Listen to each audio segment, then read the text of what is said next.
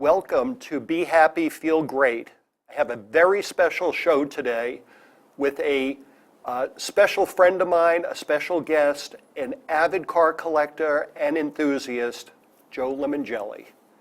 Joe, thanks for joining me today. Michael, once again. Oh, this is great. I'm so glad that you made it you. here. We've been talking about it for a while. Yeah, I've been busy. And you've been busy, but we have you on the show. And when I think about you, I just think about my childhood. And there was a car that I used to dream about, and it was the GT40 back in the 60s. Very, very exciting. And, you know, you grew up around that a few years after me or so. Now you're GTJoey, they call you. Yeah. You know, tell me a little bit about those memories from the GT40 and up to date right now and being a GT owner yourself. Well, Mike, like you, when I was a kid in the 60s, I had the little Aurora slot car sets. You remember with the little tires and used to skid off the track? Oh, sure, yeah, they were and great. Look, that was the American car that Ford wanted to dominate the world against Ferrari at the time and compete against the Ferraris and Lamborghinis and all the rest. And that's the actual car. Of course, that was the car that in Le Mans from 66 to 69 won 4 years in a row. So to people of our age group, that was the iconic car. It was an American car that conquered the scene of all of Europe and racing at the time. It was a wonderful, wonderful time. I remember those memories, hearing about it, and not just 1 year, but like you said, 4 years in a row. That was unheard of for an American car to beat Ferrari like that. Yep. What stopped it?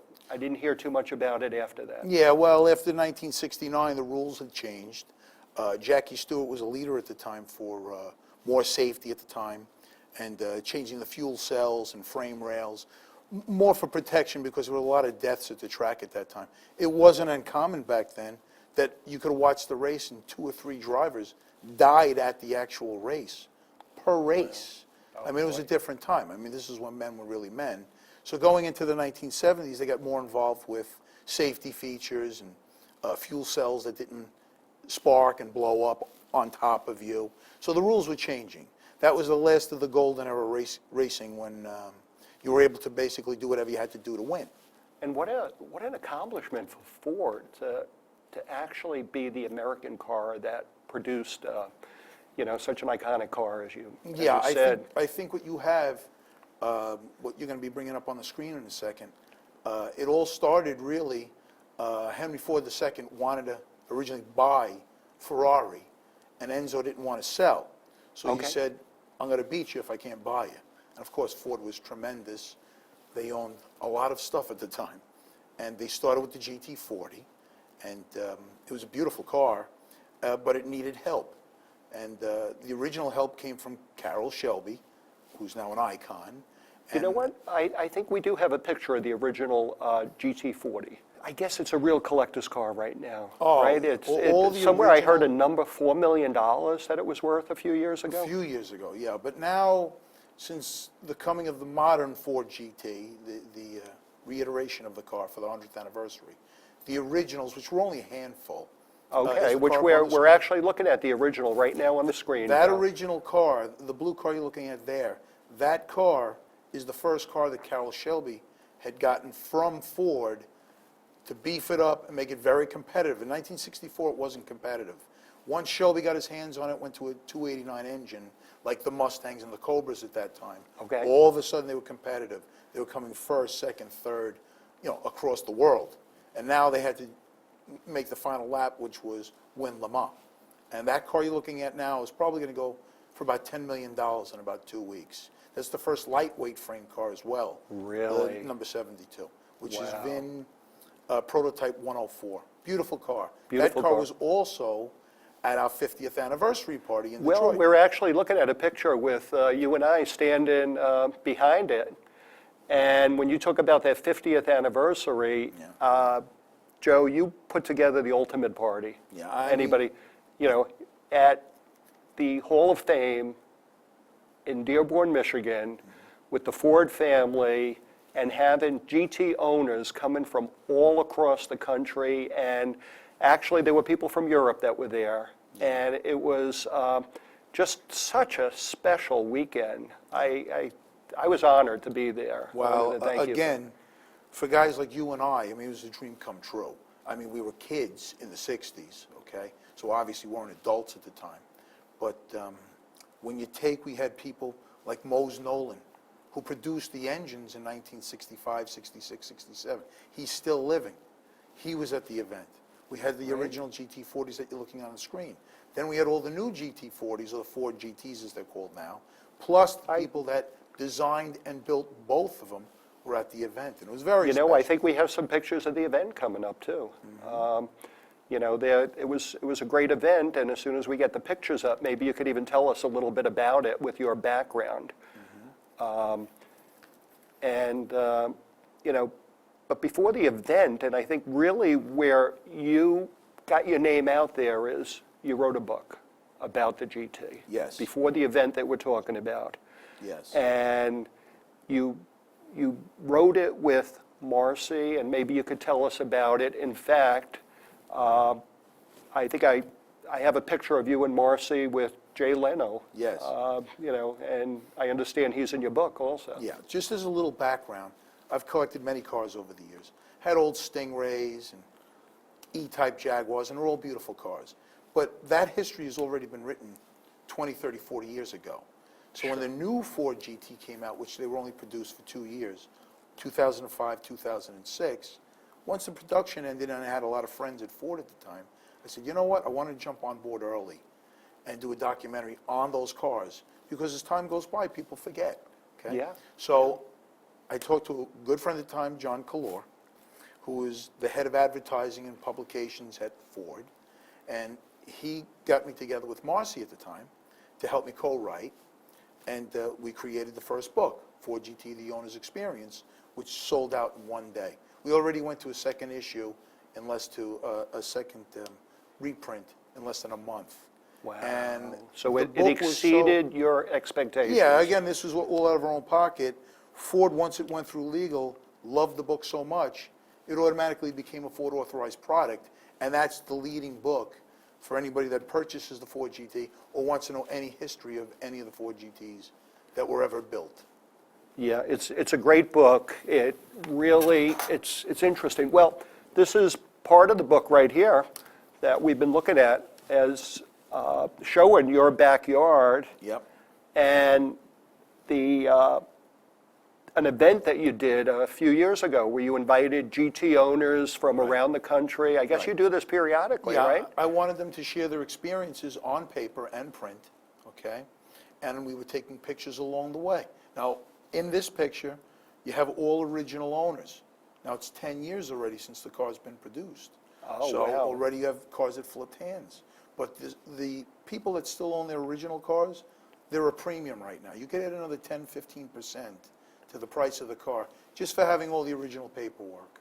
Really? And it's the only modern-day car, out of any modern-day car, that is just going through the roof. Well, that's what I heard. Yeah. It's a real collector's car. It's a good investment for people. Yep. And I didn't realize that. So it really makes a premium if you're the original owner, Yeah, as there's a lot opposed of- to somebody going out purchasing one. Yeah, there's a lot of federal changes that happen to come. They say, well, Joe, why don't they build a car anymore after 2006? There were federal mandates from the government that started in 2007, new CAFE laws, crash test laws, kind of like the original GT40 back in the 60s, where it wasn't legal to build a car anymore for crash testing and all the other compliance issues. So the world changed. So what happened was, now you don't have the cars after only 2 years. Some have been wrecked, some have been put in museums. There's only a handful of cars out there. So the value has just gone through the roof. And how many did you say were They built a originally built? total of 4,000 for the 2 years combined. Roughly, 4,000. because a lot of guys did track the cars when they were new, there's probably 1,000 that are already totaled or destroyed. So we're down to about 3,000 cars. And that's Wow. less than 10 years. Wow. So I could see why the price just keeps Oh, going it just up on the keeps going cars. up. Your first book is just wonderful.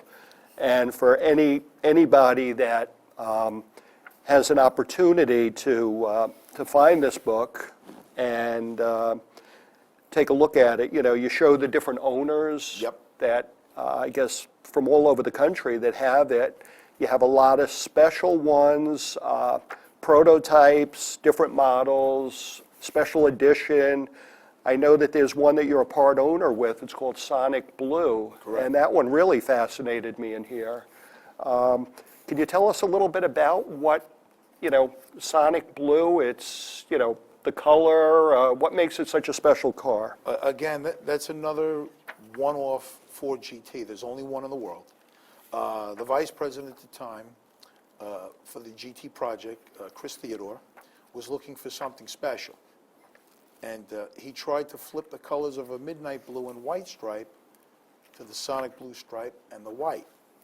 And what happened was he tried to sneak it through the line, and he got caught because it was out of the realm. It wasn't authorized, and they used the excuse originally that it was going to be a 2006 color for the next year, but he was obviously trying to build a one-off car. Okay, what they did was they gave him a regular blue car that he was supposed to get, and they brought that car to auction. That car auctioned back then in the day for over $475,000 when the original cars were going for $150,000. Wow. And the gentleman that purchased the car, it was for cancer research. His wife and daughter both died of the same cancer. And so then when he was done with the car, which he never drove it, two friends of mine and myself bought the car, and we've had it ever since. And the offers today, in 2014, are about $1 million, $1.2 million for that car. It's a phenomenal car.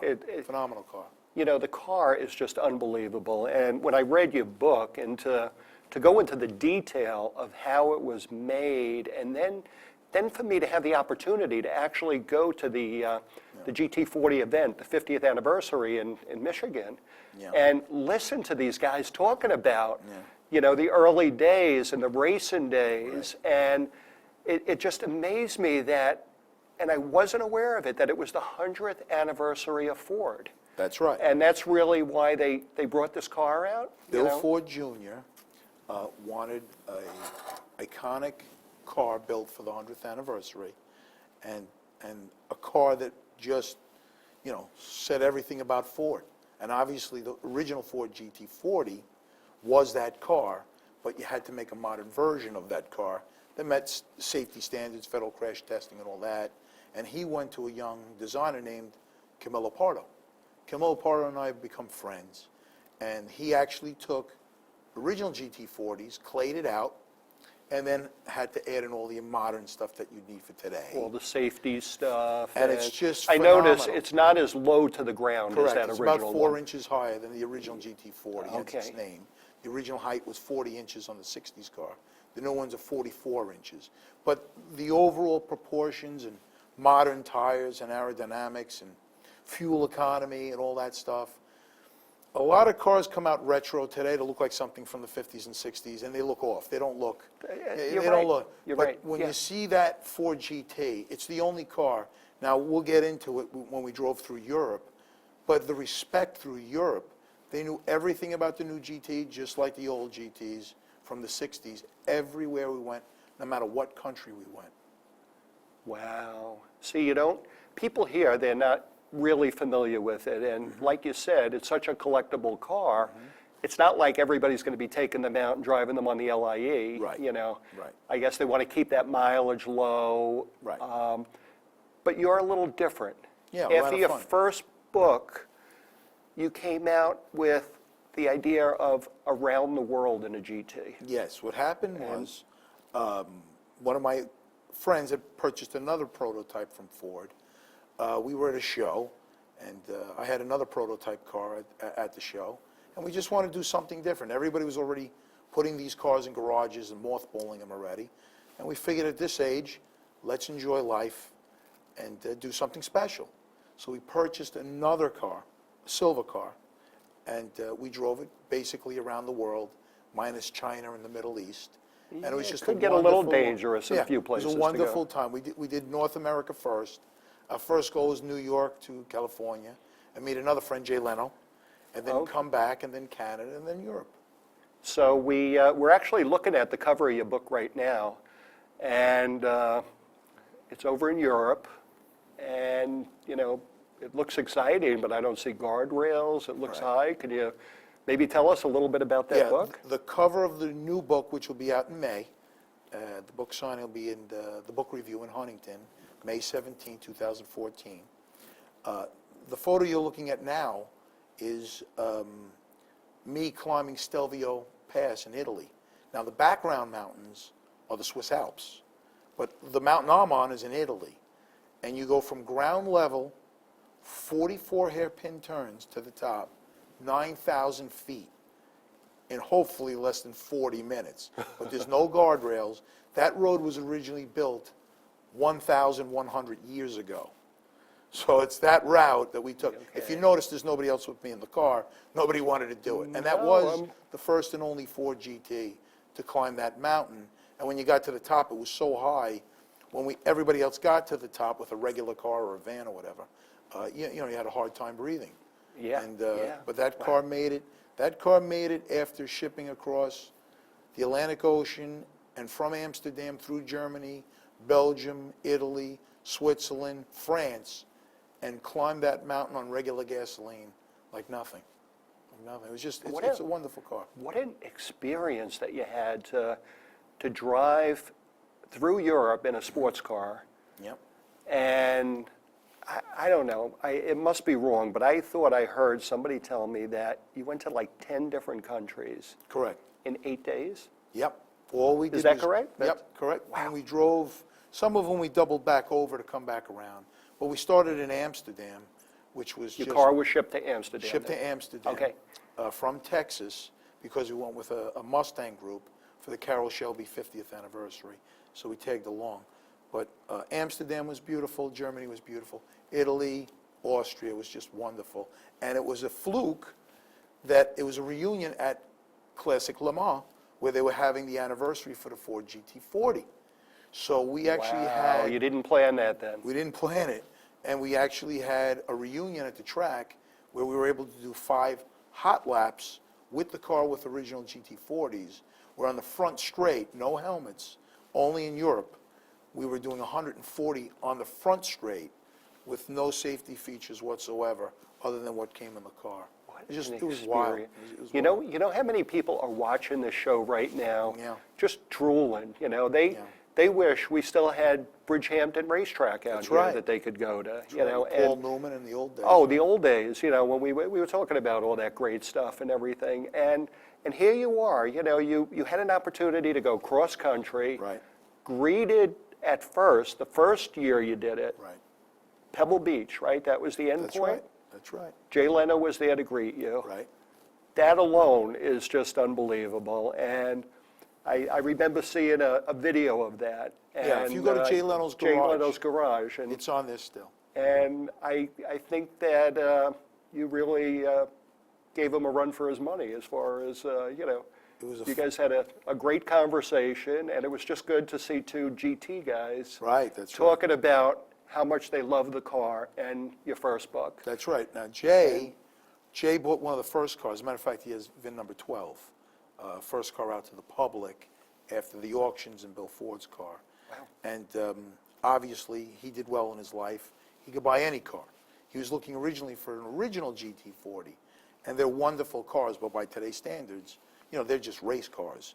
There's a stink of gas, there's no windows. And $10 million. It's $10 million to that's a lot start. of money, yeah. So, and this is a usable car. And again, when we drove through the United States and Europe and Canada, when you're in those unrestricted zones, we're doing 130, 140 miles per hour with air conditioning, power steering, and a stereo system. So it's a big difference from the old days where it's literally nothing in the car. So it's really, really a So wonderful you're car. talking about some pretty high speeds. It's got to be tempting, a lot of straightaways going cross-country. Yeah. I remember when I went cross-country a few years ago, 400, 500, 600 miles, you could just be on a road going through wheat fields at Right. certain places. Well, a lot of tickets, and anybody We made a catch couple up of with you? contributions along the way, It did. but most of them, what we did was we planned a route where we went from New York to Detroit, which we met the Ford family where the car was built. And then from Detroit, we went to Texas, and then we took a southern route through the deserts. Because most of the desert speed zones are safe and prudent. because there's nothing there, like you said. So there's not a cap of 70, 75. And as long as, you know, you're not reckless, you could push the speed because there's nobody out there for hundreds and hundreds of miles. Wow. So the Yeah. car was getting excellent gas mileage. With the superchargers, around 26 miles to the gallon Really? at 110 miles an hour.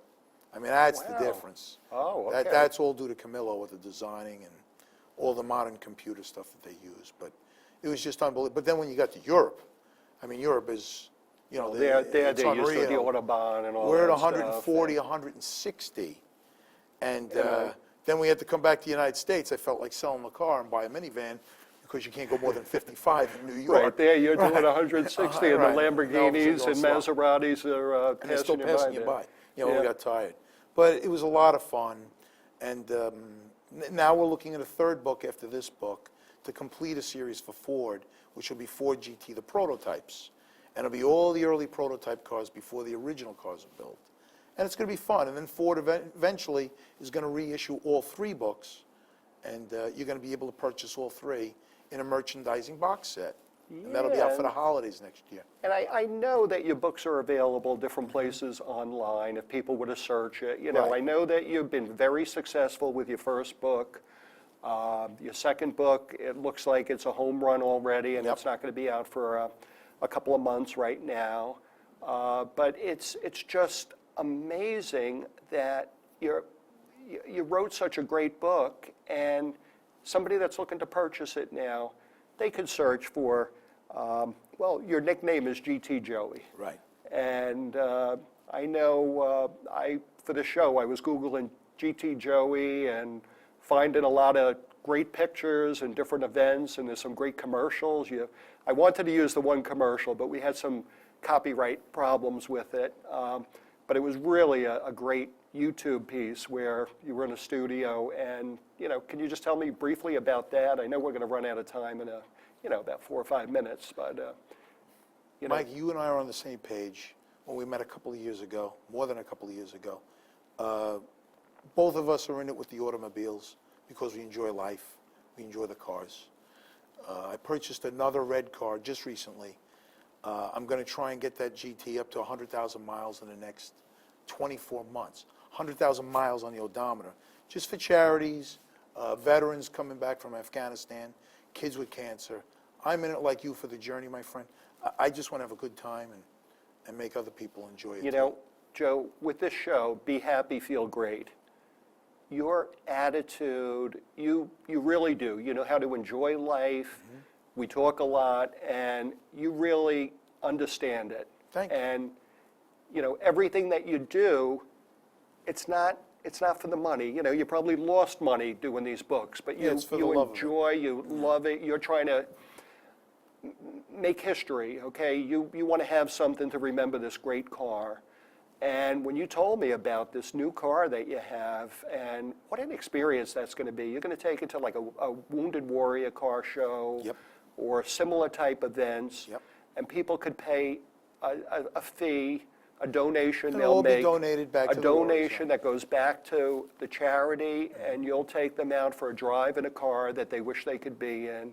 That's right. And probably they'd never be able to own, or they don't have the capacity if they lost their legs or arms over in Afghanistan or Iraq. And I'm going to have everybody sign the car, probably donate the car to the museum at the long run after it's all done with.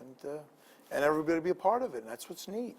You know, it's great. And, you know, when you were at the GT40 50th anniversary, you had the Around the World GT there, right in the showroom. I think we do have a few pictures of that, too. That was the silver car, and there were some other people. And if we could maybe in a few minutes show a few of those pictures for people to see, but that was the nice thing. Then you had everybody going around and signing it. Oh, yeah, I wanted And, everybody to be a part of it. You know, opening up the hood. Right now, we have outside, there's one of the red GTs with Gordon, one of our local guys in the Peconic Bay Car Club. And he went out there, and he's a big car collector, and the GT was his latest acquisition. And he was just, couldn't believe what a great event it was. And to have him out there along with some of these other people that we're going to see, it was just so nice to be able to see so many people from Long Island even that have these cars That's right. that I had no idea they even had. And how about when you saw Look at people them all. There's the parking lot of the Yeah. Edsel and Eleanor Ford estate, and That was a wonderful brunch what that day. what an event that you put together there. A police escort 28 miles through super highways, and Completely they closed closed the off. road to have 40 GTs. And I don't own a GT, so I was there leading the pack in my rental Chevrolet. Right. And it was the fun. funniest thing. And there I felt like I was a part of you guys. And was what a, fun. what a great way to go to the Edsel and Eleanor Ford estate and have brunch there, And here's your car, Joe. We're talking so much about around the world in a GT. In fact, my lovely wife, Carol, is standing right next to it. This is the way the GT event looked. This was like we were dining right around there. You could see Around the the cars. original GT40 in the background. That's right. Your car was there. And then the Robinson racing team, they had a car They there. showed up, Andrew and Dave, wonderful people. Yeah. They sponsored and paid for their own race car for Le Mans 3 years ago, 30 seconds. and actually came in third place on the podium. First woman to do it. Amazing. And you just had so many celebrities and people that are familiar with the car. They were there. It was great. just a once in a lifetime You opportunity. got to be happy, my friend. Oh, you do. But if anybody wants to meet GT Joey, he's going to be hosting a couple of events in Bridgehampton in October 4th. He's doing the road rally. He'll be the MC. October 19th, the Cutchogue, New Suffolk Historical Council is going to be having their Back in Time between 1949. And it's below 1949. It's just going to be a great event, and you could meet Joe. He'll be happy to tell you more about the GT and the rest of his collections. Mikey, Joe, thanks Anytime, a my lot. friend. This was great. Thank- Thank you so much, and you really shared a lot with people today. thank you, my friend.